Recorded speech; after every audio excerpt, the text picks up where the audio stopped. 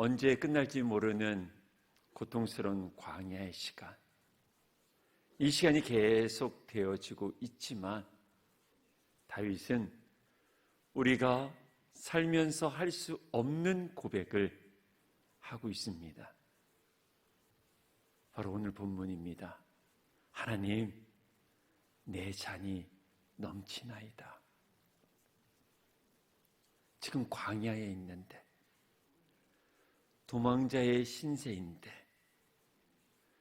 언제 이 도망하는 시간이 끝날지 모르는 길고 긴 그 광야 시간인데, 그것도 억울하게 도망을 다니고 있는 이 다윗의 신세 속에서 다윗은 고백합니다.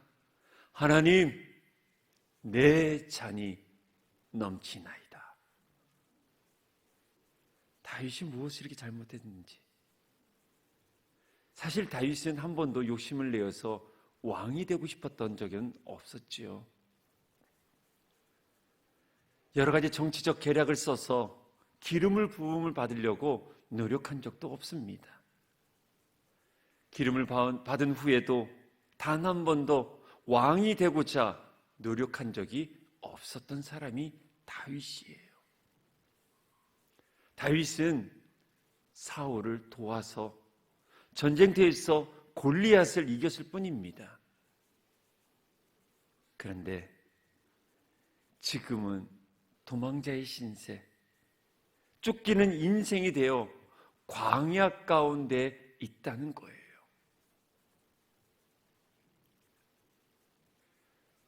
도망자의 긴 시간 속에서 다윗의 마음 속에 많은 사람들에 대한 원망이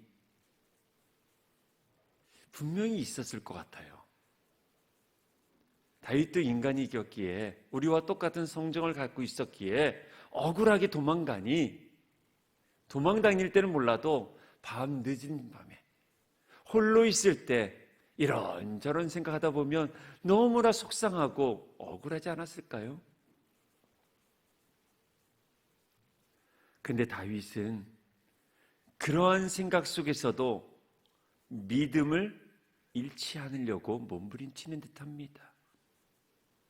원수의 목전에서도 하나님께서 분명히 나에게 상을 베풀어 주신다는 것. 여기 상은 밥상입니다. 원수 앞에서 내가 일용할 양식을 먹을 수 있도록 하나님이 해주실 것인데, 그냥 해주시는 것이 아니라 넘치도록 해주실 것이라는 믿음을 가지고 있는 것이죠.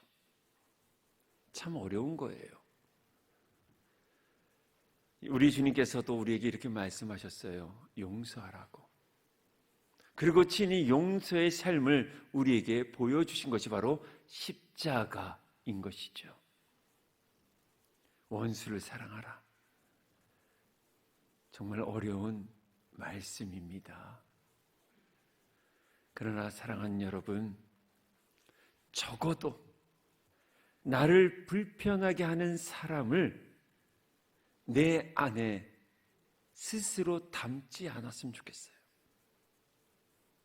나를 불편하게 하고 나를 힘들게 하고 나를 억울하게 만드는 그 한 사람을 내가 스스로 내 마음에 품지 말고 주께 맡기고, 주님께서 어떻게 하시든 우리는 신경 쓰지 말고 하나님께 집중하는 훈련이 우리 삶 가운데 있었으면 좋겠어요. 근데 이게 참 안 돼요. 나를 힘들게 하고 나를 어렵게 하는 그런 상황을 잘 관찰해 보면 그 상황과 그 사람이 나를 붙들고 있는 게 아니라 내가 그 사람과 그 상황을 붙들고 있을 때가 더 많아요. 사랑하는 여러분, 우리 주님께 이것을 맡기는 거예요. 이게 예수 믿는 거잖아요.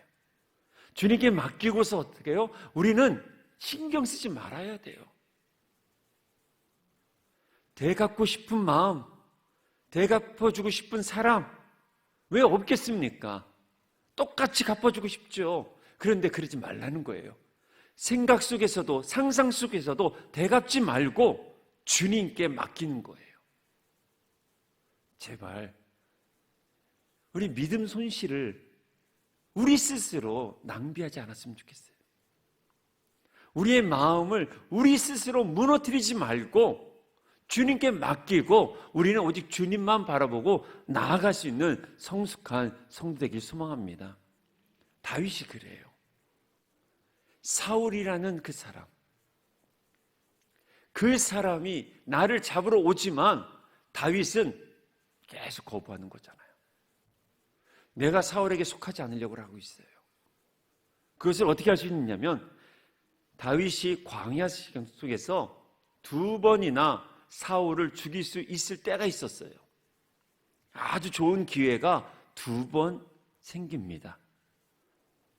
이 기회를 잘 살리면 광야 생활도 끝날 수 있고요, 도망자의 생활도 끝날 수도 있고요, 오해의 생활도 끝날 수 있어요. 그리고 왕이 될 수도 있어요. 이런 기회가 찾아왔을 때 우리 같았으면 이렇게 생각했을 것 같아요. 아, 하나님의 은혜, 하나님께서 나의 기도를 응답해 주셨을 것이다. 이제 모든 것이 끝났다 라고 생각할 거예요. 그런데 다윗은 그렇게 생각하지를 않고 하나님이 결정하신 믿음과 말씀 앞에서 씁니다. 그래서 어떻게 해요? 사울을 죽이지 않아요. 먼저 무엇이 있었냐면 말씀 앞에 섰다는 거예요. 사울은 왕입니다. 하나님의 말씀 가운데, 또한 하나님을 향한 믿음 가운데 하나님께서 기름 부으신 사람은 하나님께서 책임질 것이라는 그 믿음이 있었기에 자기가 죽일 수 있음에도 불구하고 다윗은 사울을 죽이지 않고 넘어갑니다. 사울을 살려주고 하나님 앞에 옳은 일을 했으면 우리들의 생각으로는 이제 좋은 일들이 일어나야 된다고 생각을 합니다. 그러나 다윗은 광야가 더 어려워지고 힘들어집니다. 다윗이 홀로 있을 때 아마 이런 생각했을 거라고 생각이 되어져요. 아, 그때 내가 죽였어야 되는데. 아, 그때 내가 사울을 쳤어야 되는데. 라고 후회스러운 마음이 들 수 있을 것 같아요. 그러나 다윗이 끝까지 믿음을 지키고 하나님의 말씀을 지키는 것을 2번째 기회에 있어도 볼 수가 있습니다. 2번째 기회가 찾아왔을 때도 사울을 죽일 수 있었을 거예요. 충분히 죽일 수 있음에도 불구하고 다윗은 사울을 죽이지 않냐고 그냥 떠내보냅니다. 흔들림이 없었다는 거예요. 사랑하는 여러분, 우리들의 삶 가운데 여호와가 나의 목자신다 우리는 고백하고 그분이 나의 삶의 푸른 초장이고 쉴 만한 물가로 인정한다면 그 약속을 어떻게 해요? 끝까지 붙들어야 돼요. 내 삶 가운데 어떤 기회가 오고 내가 보기엔 이것이 참 좋다고 생각해질 때도 우리는 항상 말씀에 비추어 보는 삶을 살아야 돼요. 우리 같았으면 2번째 기회? 이게 진짜 하나님의 뜻이야. 하나님께서 역시 나를 사랑하셔? 내가 죽여야지. 이라는 마음이 들 것 같아요. 저 같았으면 아마 그랬을 것 같아요. 자기 합리화를 했겠죠. 이거는 하나님의 뜻이야. 하나님이 나에게 역사해 준 아주 좋은 기회야. 라고 해서 나쁜 짓 할 수도 있을 거고요. 편법으로 뭔가를 할 수도 있어요. 근데 다윗은 흔들림이 없습니다. 왜요? 여전히 하나님 말씀이 우선이었기 때문에. 다윗은 흔들리지 않습니다. 자기 상황 따위에 하나님의 기준, 하나님의 말씀이 흔들리지 않아요. 아마 다윗에게 10번, 20번, 30번, 100번이라는 이런 기회가 계속 온다 할지라도 다윗은 흔들림 없이 하나님의 말씀을 먼저 지키고 하나님의 기준대로 살아갈 것입니다. 사랑하는 여러분, 하나님의 기준은 나의 감정과 환경과 상황에 의해서 변하지 않습니다. 수없이 많은 타협과 자기 중심적인 생각 속에서 살아가는 이 시대 속에서 다윗은 변함이 없던 것처럼 저와 여러분들도 말씀 앞에서 우리의 감정이 흔들리고 상황에 따라 우리의 믿음이 변질되어지는 것이 아니라 끝까지 하나님의 말씀을 따라갈 수 있기를 간절히 축원합니다. 왜요? 다윗은 여호와가 나의 목자라는 것을 확고하게 믿고 있었기에, 그분이 쉴만한 물가이고 바보 같아도 말씀대로 살아가려고 다윗은 먼저 선택을 합니다. 이것이 되게 중요해요. 마음의 선택. 어떤 상황에 따라 변해지는 것이 아니라 먼저 내가 하나님 뜻대로 살겠습니다 라는 다짐, 결단, 이것이 우리 가운데 매일 있어야 돼요. 다윗은 확고했습니다. 나는 말씀대로 살겠다. 그래서 사울이 코앞에 있었어요. 그래서 칼로 딱 찌르면 끝나는 건데, 그러나 말씀이 먼저 있기에 사울을 용서하잖아요. 사울을 떠나보내게 해주잖아요. 사랑하는 여러분,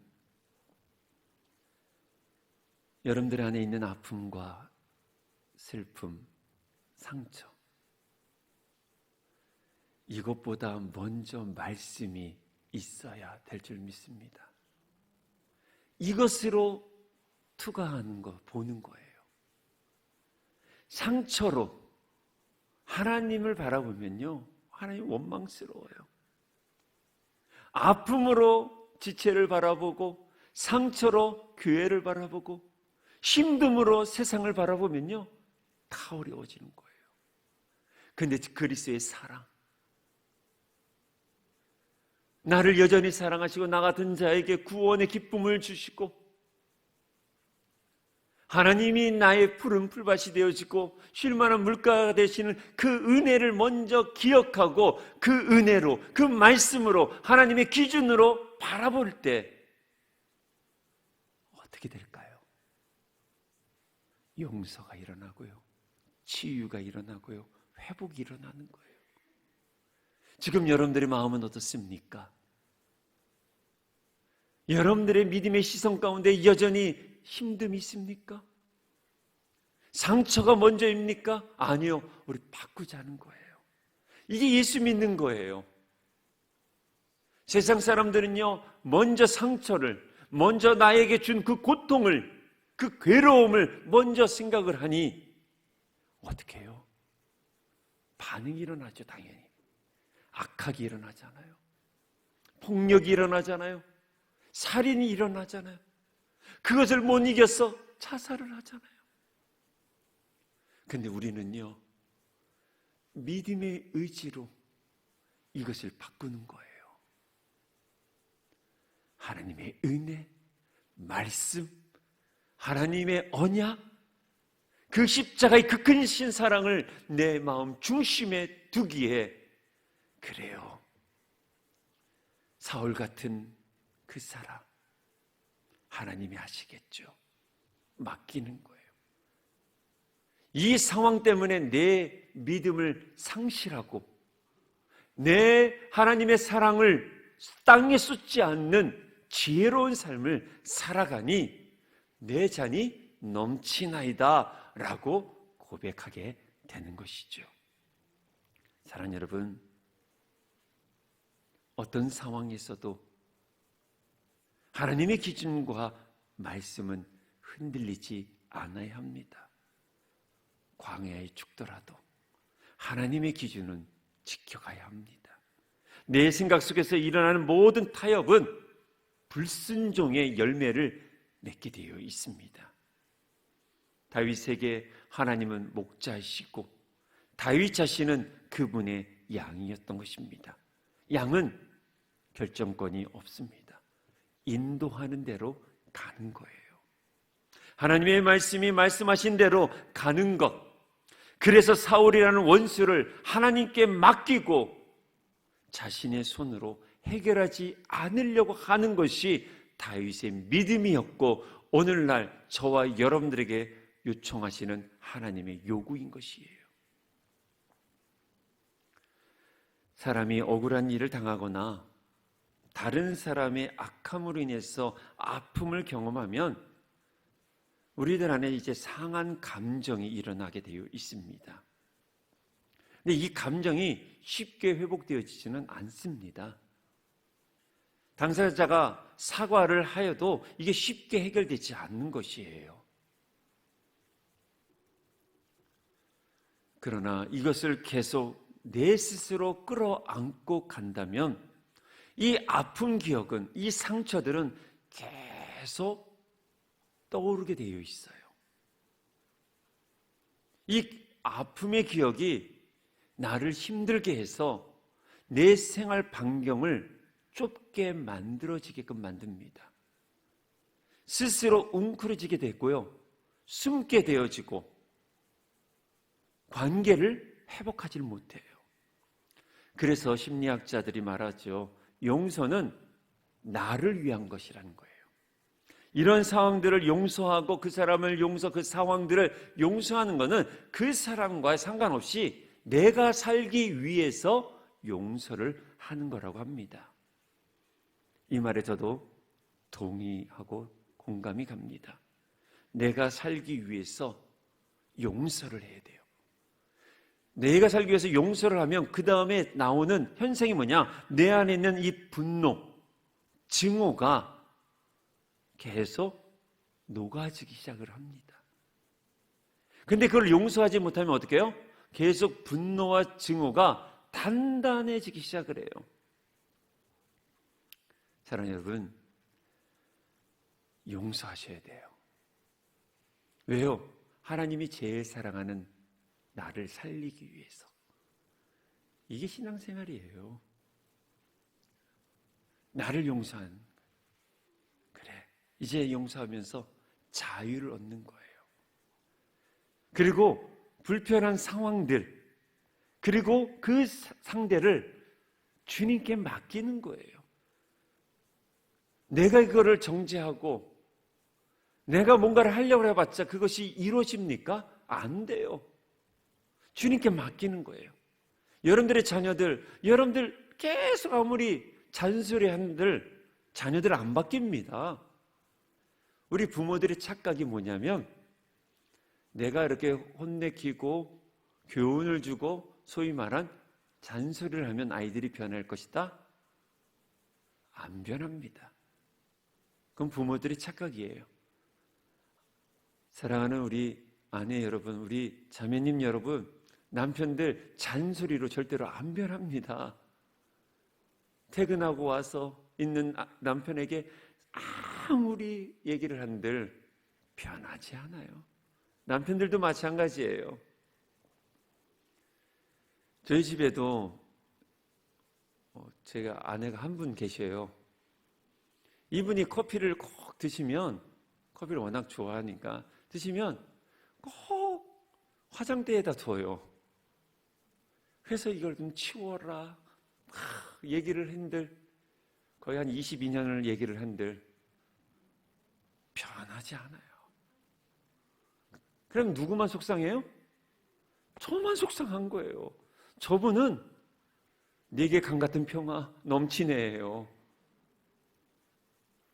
그냥 알았어요, 다음에 치울게요. 그래도 안 돼요. 왜? 습관이라는 게 있잖아요. 근데 그 습관이 저에게 주변에서 그렇게 생활에 불편함을 주고 악한 게 아니에요. 근데 그게 내 기준에 안 맞으니까 속상한 거예요. 나만 속상한 거예요. 저희 집에는 다 평안해요. 그럼 어떻게 해야 됩니까? 잔소리하지 말고 이거 내가 치우면 돼요. 싱크대에 갖다 놓기만 하면 돼요. 내 안에 있는 그런 불편한 상황들, 다윗에게는 사울이었겠죠. 근데 그 사울을 다윗은 품지 않았어요. 만약에 품었으면 동굴에서 분명히 죽였을 거예요. 그러면 다윗은 위대한 왕이 될 수 없을 것이고 더 나아가 제가 보기엔 개념에서는 언약을 하나님은 촛대를 옮겼을 것 같아요. 근데 다윗은 여호와가 나의 목자시기에 하나님이 하실 거라고 믿었어요. 그래서 사울을 자기의 마음에서 빼내버리는 거예요. 그리고 그 안에 주의 은혜를 채우니까 광야길에서도 여전히 도망자의 신세에 있고 여전히 회사에서나 내 상황은 불편하지만 믿음으로 고백합니다. 하나님, 내 잔이 넘치나이다. 하나님의 은혜가 있습니다. 내게 강같은 평화가 있습니다. 제 안에 샬롬이 있습니다. 라고 고백을 하는 거죠. 사랑하는 여러분, 여러분들의 상황 바뀌지 않아요. 여러분들 불편하게 하는 상사나 지체나 심지어 목사도요, 주님께 맡기셔야 돼요. 여러분들 목사를 위해서 우리 목사님 정말 그냥 웃는 얘기입니다. 설교 짧게 해주십시오. 기도해봤자 안 변해요, 저. 제 설교 이렇게 해서 길어요. 저는 짧게 할 수 있는 은사가 없어요. 그러니까 기도하지 마세요.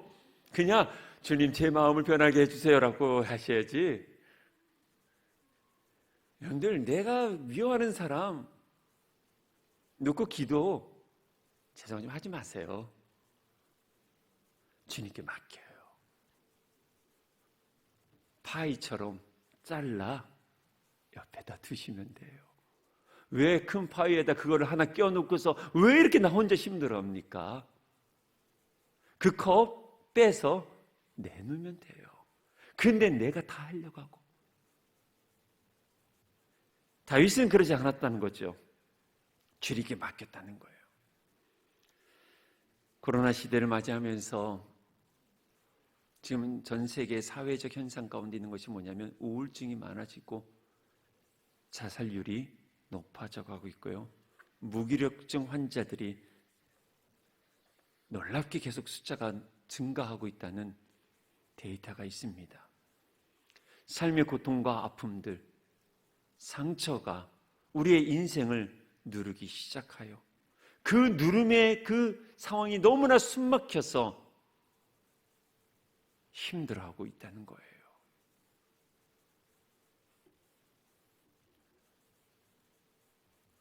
고통의 시대 속에 살아가고 있는 것이죠. 사랑하는 여러분, 고통은 우리가 태어나서 죽을 때까지 항상 동행하고 있는 존재들입니다. 성경에서 고통하면 당연히 욥을 말하게 됩니다. 정말 잘 살았던 욥, 잘 나갔던 욥이 순식간에 고통과 고난 속에 빠집니다. 그런데 욥이 이렇게 고백을 하죠. 이 모든 것이 끝나면 나를 하나님께서 정금같이 나오게 할 것이다 라는 고백을 합니다. 이런 고백이 어떻게 가능할까요? 다윗의 고백, 내 잔이 넘치나이다는 이 고백과 욥의 고백 가운데 아주 중요한 공통점이 있습니다. 그것은 바로 상황 중심이 아니었다는 점이에요.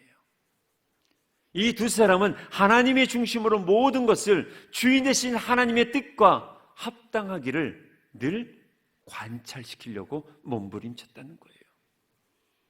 어쩌면 우리의 신앙생활 중 가장 어려운 부분이 아닌가 싶습니다. 저는 개인적으로 성경 전체 중에서 가장 부러운 것을 하나를 뽑는다면 욥기 1장 8절을 저는 뽑습니다. 정말 이 말씀이 저에게 늘 갖고 싶은 거예요. 어쩌면 우리 성도들에게도 이런 말씀이 임했으면 좋겠어요. 이 욥기 1장을 잘 보면 하나님께서 천사들과 함께 계시는 곳에 사단이 이제 등장을 합니다. 하나님이 사단에게 물어봅니다. 너 어디 갔다 왔냐? 라고 물어봐요. 그래서 그때 사탄이 이런 얘기를 합니다. 하나님께서 살아가는 이 세상을 제가 두루 다니고 왔다고. 제가 이렇게 하나님께서 사랑하는 사람들을 이렇게 살짝 이렇게 살펴보고 오는데 보니까 세상에 있는 하나님의 사람들이 하나님만 섬기지 않고 바로 세상도 사랑하고 섬기는 것을 내가 보고 왔어요 라고 이야기를 합니다. 그때 하나님이 1장 8절 말씀을 사단에게 줍니다. 우리 한번 찾아볼까요? 욥기 1장 8절 말씀입니다.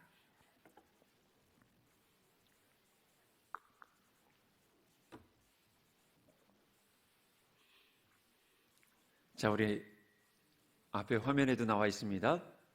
자, 우리 함께 읽겠습니다. 시작. 여호와께서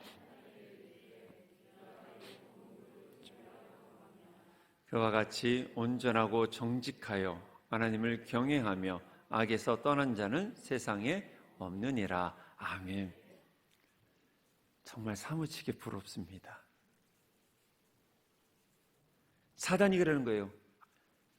전 세계에 하나님 만든 모든 창조 땅에 보면 하나님을 사랑하는 것이 아니라 이 땅도 사랑해요 라고 할 때 하나님이 그러는 거예요. 그래도 나에게는 히든카드가 있다. 사단 앞에서 하나님의 히든카드로 욥을 딱 낸다는 거예요. 얼마나 멋진 장면입니까?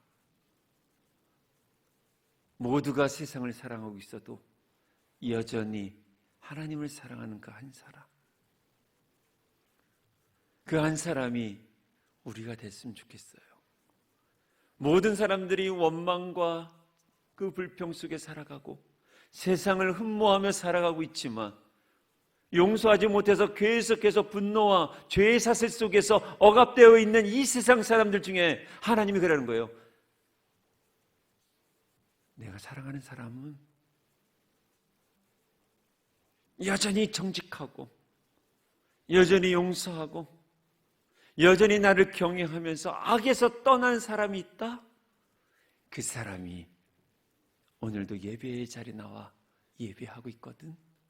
너 그거 아니? 그렇게 히든카드를 마귀에게 제시를 하고 있는 거예요 지금. 다윗은 자신의 손으로 원수를 해결하지 않습니다. 욥은 하나님께서 사단 앞에서 자신 있게 제시할 수 있는 카드입니다. 이들의 공통점이 상황 때문에, 원수 때문에 무너지지 않는 믿음의 소유자였다는 거예요. 모든 사람들이 무너지고 있지만 그렇지 않은 믿음의 사람들이 지금도 존재하고 있어요. 모두가 다 원망의 그 불구덩이 속에 들어가서 살고 있지만 그렇지 않은 믿음의 사람들이 여전히 예배자로 쓰고 있습니다. 모두가 세상의 물질의 욕망 속에 사로잡혀 있고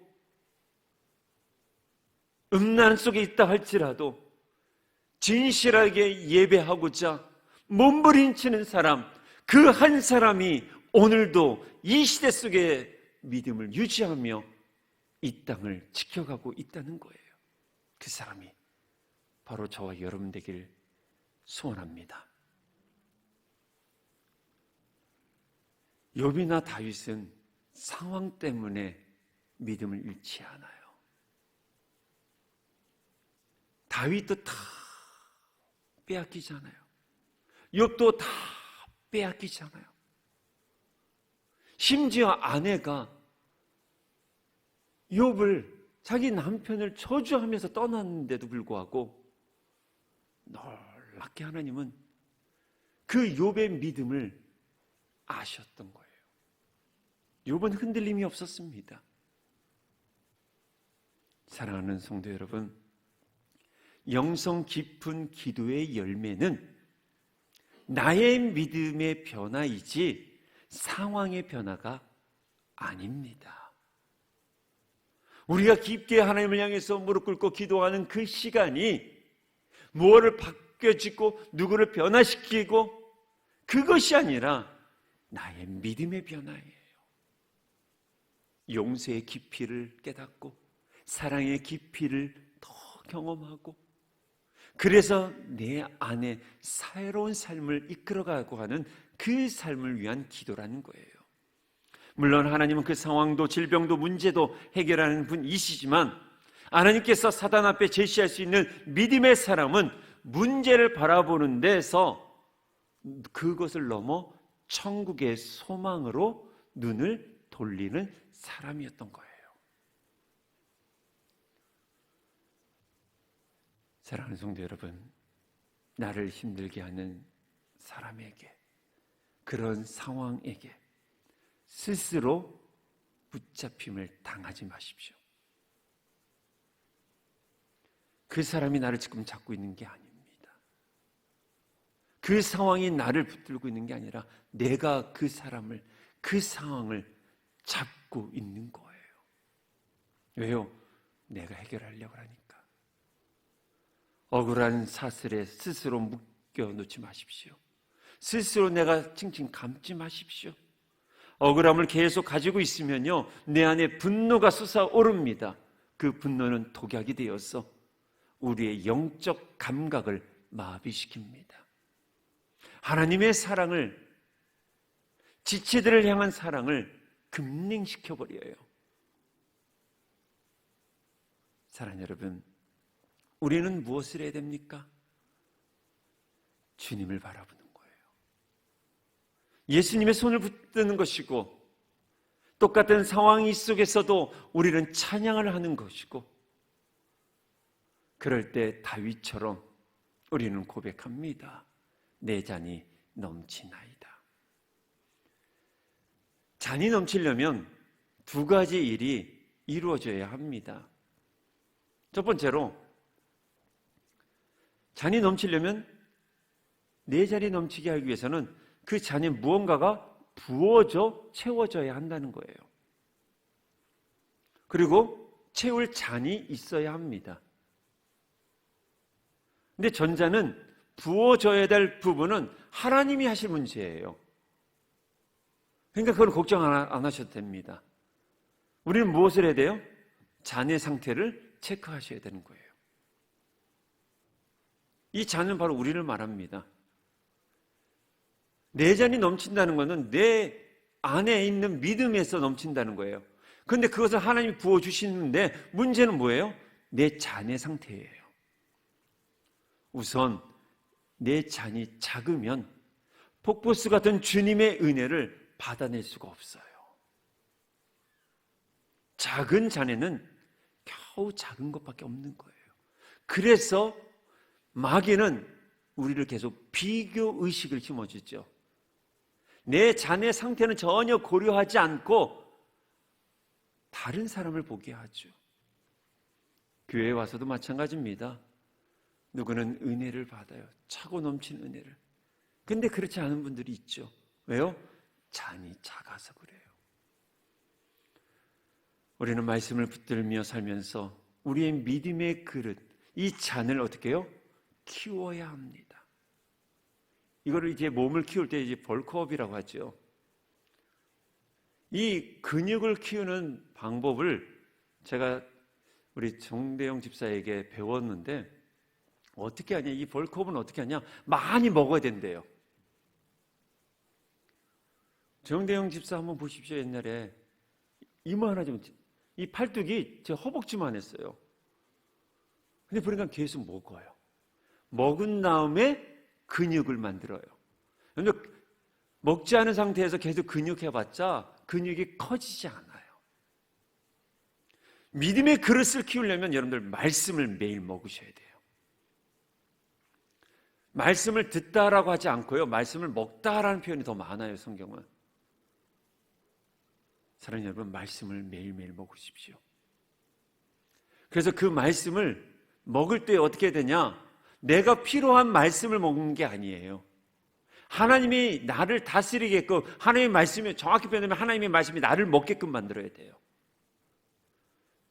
내 상황과 내 조건을 합리화시키는 말씀을 먹는 것이 아니라 말씀에 기꺼이 노출되어질 수 있도록 먹어야 된다는 거예요. 그래서 하나님의 날선 검이 나를 끊임없이 쪼개고 자르게끔 나를 기꺼이 내어놓아서 계속 먹어야 돼요. 그래서 어떻게 해요? 커져야 되는 거예요. 사랑하는 여러분, 신앙생활이라는 건 바로 벌크업 하는 거예요. 믿음의 그릇을 계속 키우는 겁니다. 키우는 방법은 유일한 것은 말씀을 먹는 거예요. 그래서 말씀을 먹어서 끊임없이 말씀이 나를 쪼개줘야 돼요. 이따가도 말씀드리겠지만 찰스 스펄전 목사님이 이런 말씀을 하셨어요. 때로 우리가 말씀을 듣는 자리가 이 세상에서 가장 불편한 자리가 되어야 한다는 거예요. 말씀이 들어와서 예전에 내 익숙해져 있고 내 안에 품고 있었던 그런 것들이 어떻게 해요? 불편해지게끔 만들어야 돼요. 쪼개져야 돼요. 말씀이 여러분들의 그 상처를 합리화시키게끔 만드는 것이 아니라 말씀을 더 건들게끔 만들어서 불편해져야 돼요. 불편해져서 회개가 일어나야 되는 것이고, 불편해져서 우리는 세상을 향해 복음을 들고 나아가야 되는 것이죠. 그때 우리는 벌크업이 된다는 거예요. 그러면 우리의 믿음의 그릇이 커져. 그만큼 잔에 채워지는 역사는 하나님 거라는 거예요. 두 번째로, 잔이 깨져 줄줄 새면 따라주는 것을 온전히 받을 수 없듯이 마음이 상하고 깨어지면 은혜를 받을 수 없다는 거예요. 그래서 여러분들 잔의 상태를 매일매일 체크하십시오. 깨지면요, 따라줘도 받을 수 없잖아요. 마음이 상하고 깨어지면 은혜를 받을 수 없습니다. 시험에 드는 경우도 이러한 경우입니다. 교회에서 열심히 사역을 하고 신앙생활을 해도 시험이 한번 들면 약이 없더라는 거예요. 우리는 꼭 사람하고 문제가 발생이 되면 시험이 들게 돼 있어요. 그러면 예배가 제일 먼저 힘들어져요. 그렇지 않습니까? 사람과의 불편해져 봐요. 교회 안에서 불편해지면 예배의 자리, 이 예배 드리는 게 가장 힘들어요. 특히 목회자와의 불편함은 그렇습니다. 그래서 우리는 빨리 이것을 치유해야 돼요. 그러면 예배가 불편하면 어떻게 해요? 신앙생활이 불편해지고 힘들어집니다. 교회는요, 외부의 이 강력한 핍박에서도 교회는 지금까지 수천 년을 지켜왔어요. 외부의 공격 와도요, 전쟁이 일어나도 교회는 끝까지 지켜왔었어요. 근데 정작 교회가 흔들리는 것은 교회 안에서의 수군거림이었어요.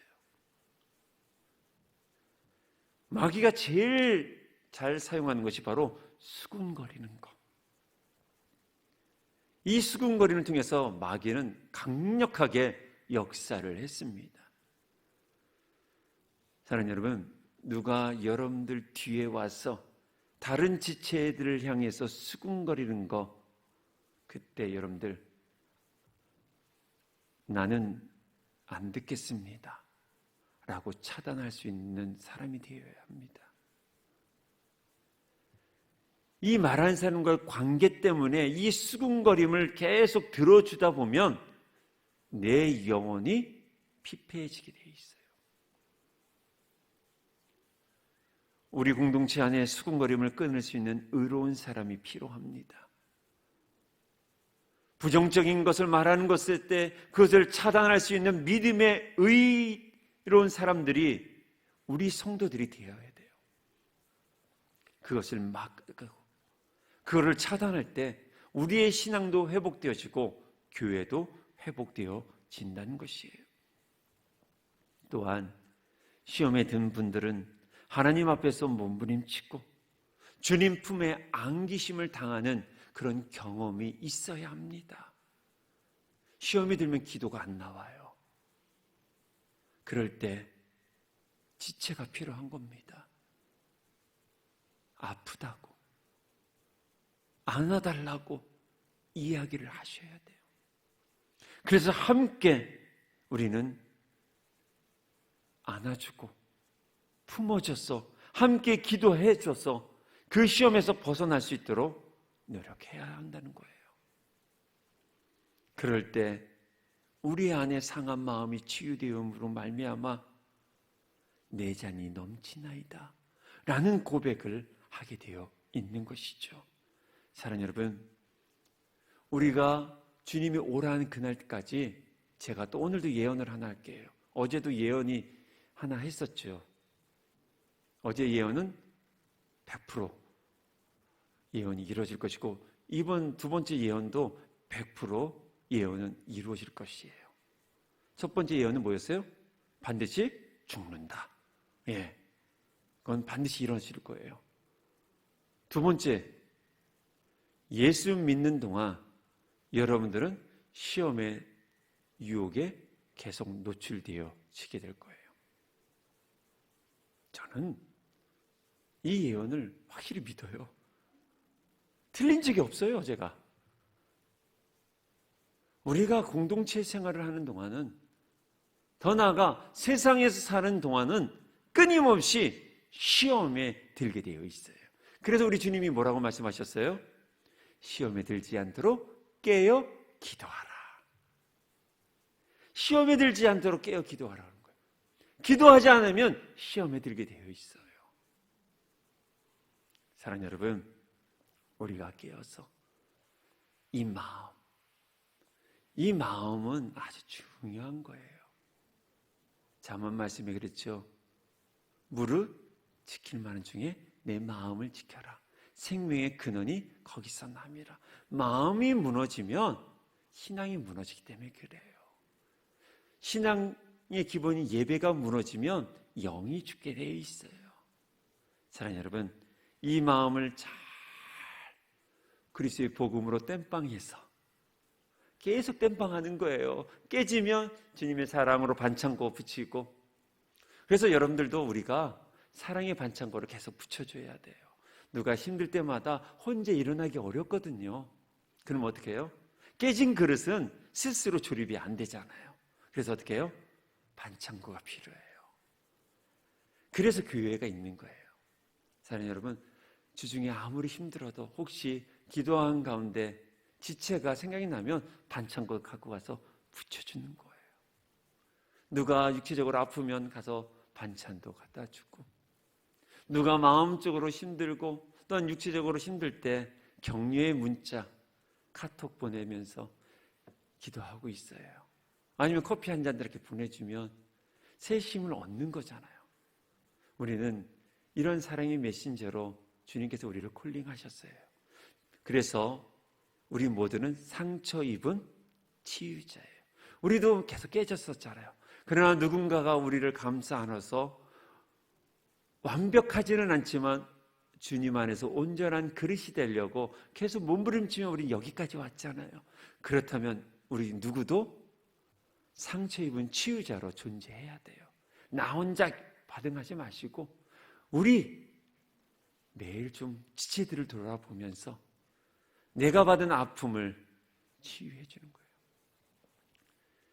며칠 전에 지금 이 자리에 계시지 않지만 지금 영상을 보고 계신 우리 양 집사님과 함께 합시다라는 저희 신방을 저희 집에서 제가 이제 식사를 대접하면서 이런 얘기를 했어요.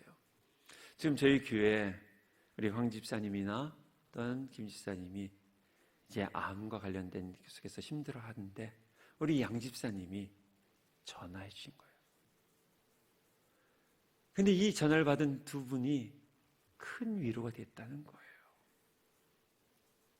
제가 양 집사님한테 그런 이야기를 했어요. 사명을 하나 줬어요. 집사님 빨리 암에서 일어나 나랑 같이 신방합시다. 목사가 가서 아픈 사람 위로해 주는 것보다 우리 양 집사님이 암을 이기시고 그 암을 다 극복한 후에 건강한 모습으로 가서 하나님이 함께 하셨어요. 분명히 일어날 수 있습니다. 그 한마디가 제가 하는 그 한마디보다 더 큰 힘을 그리고 위로가 되어지거든요. 그래서 제가 그랬어요. 집사님은 상처 입은 치유자라고. 사랑하는 여러분, 여러분들 아프셨잖아요. 여러 가지 상황 속에서 상처받으셨잖아요. 그러나 우리는 이겨내고 주님의 은혜 가운데 내 잔이 넘치나이다 고백하고 있잖아요. 그러면 우리는 어떻게 해요? 연약한 지체에게 가서 주사님 이겨낼 수 있어요. 기도할게요. 그리고 그냥 손 한번 잡아줘도 그 깨진 마음이 회복되어 주님께서 주시는 그 은혜를 받아 그분도 동일하게 내 잔이 넘치나이다 라고 고백할 수 있다는 것이죠. 우리 그런 사역으로 함께 동역하기를 간절히 축원합니다. 세 번째로, 잔이 깨져 있다는 것은 주님이 원하시는 인생을 살지 않아 하나님과 나의 관계가 무너짐을 의미합니다. 깨졌다는 것은 바로 하나님과의 관계의 무너짐을 의미한다는 거예요.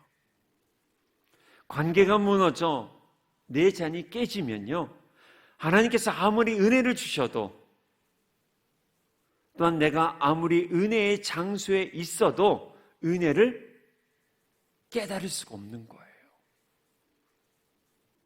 다른 사람들은 다 은혜 받아도 나와 하나님과의 온전한 관계가 없으면 그 은혜는 나와 상관이 없는 거예요. 하나님 앞에서의 온전한 가치관과 온전한 생각, 온전한 태도로 하나님의 말씀, 하나님의 음성을 듣고 하나님의 원하는 삶을 살지 않으면 예배를 수없이 드려도 하나님의 임재가 일어나지 않습니다. 교회도 마찬가지입니다. 하나님의 은혜를 담을 수 없는 그릇 같은 교회라면 아무리 훌륭한 말씀 목회자가 있어도요, 아무리 위대한 찬양팀들이 있어도요, 영적으로 은혜를 받을 수 없는 거예요. 사랑하는 여러분, 매 순간순간마다 내가 하나님과 어떤 관계로 있는지를 체크하십시오. 상황에 때문에 하나님을 향한 기도의 시간이 줄어든다면 우리 결단했으면 좋겠어요.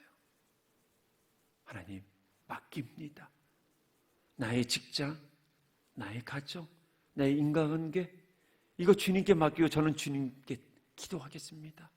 하나님의 언약의 말씀을 끝까지 붙잡겠습니다. 라는 결단이 우리 가운데 있어야 합니다. 아까도 말씀드렸처럼 찰스 스펄전 목사님이 때로 우리가 말씀을 듣는 자리가 이 세상은 가장 불편한 자리가 되어야 한다는 이 말씀, 우리는 매일매일 개인의 예배 시간 속에서 계속 불편함을 느끼셔야 돼요. 그 말씀과 하나님의 말씀과 나의 삶이 계속 충돌이 되어 하나님의 말씀이 나의 삶을 지배하게끔 만들어야 돼요. 제가 이제 허리가 좀 안 좋아서 이제 안의원 가서 추나 요법을 합니다. 그러면 톡톡톡톡 맞춥니다. 예, 말씀의 시간이 이거예요. 예배 시간에 계속 내 믿음을 하나님의 말씀으로 계속 맞춰가야 되는 거예요. 단지 은혜 받았다는 거, 말씀이 좋았다 하는 것은 어쩌보면 영화를 보고서 좋았다? 라는 것과 똑같은 거예요. 좋은 영화가 여러분들의 인생을 변화시키지는 않습니다. 어쩌면 예배를 그런 식으로 드린다면 우리는 계속 그냥 나 중심적인 신앙으로만 가게 되어 있어요. 말씀이 여러분들의 영적 질서를 계속 꿰맞게끔 충돌하는 역사가 일어나야 한다는 거예요.